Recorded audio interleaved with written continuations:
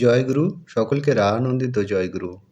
পরম দয়াল শ্রী শ্রী ঠাকুরের রাতুল চরণে প্রত্যেকের মঙ্গল কামনা করে আজকের আলোচনা শুরু করছি। আজকের আলোচনার বিষয়টি একটু অন্যতম। দেখুন, মৃত্যু তো অবশ্যম্ভাবী, সেটাই আমাদের জানা আছে। আজকে আমরা জেনে নেব আকস্মিক মৃত্যু, এটা কি কখনো কোনোভাবে এড়ানো যেতে পারে?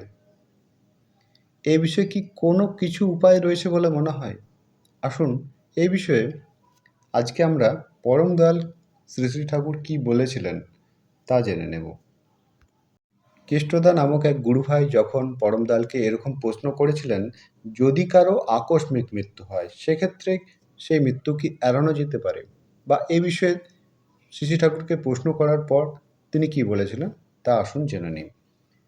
পরম দয়াল শ্রী শ্রী ঠাকুর জানিয়েছিলেন, সে আলাদা কথা, তাও আমার মনে হয় যদি কারো বৃত্তিভেদী ইষ্টানুরাগ থাকে, তার সহজ চলন সতই তাকে দুর্ঘটনা এড়িয়ে চলতে সাহায্য করে।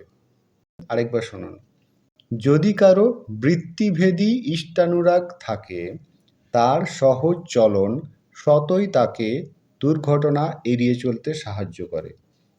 তবে কর্মফল এড়ানো খুব কঠিন, কিন্তু প্রবৃত্তির উপর টানের থেকে ইষ্টের উপর টান প্রবলতর হলে তাও সম্ভব। আজকের আলোচনা এ পর্যন্তই। আলোচনা প্রসঙ্গে পঞ্চদশ খণ্ড, পৃষ্ঠা 50। আপনারা সকলে ভালো থাকবেন, সুস্থ থাকবেন। সকলকে আবারও রাহানন্দিত জয়গুরু।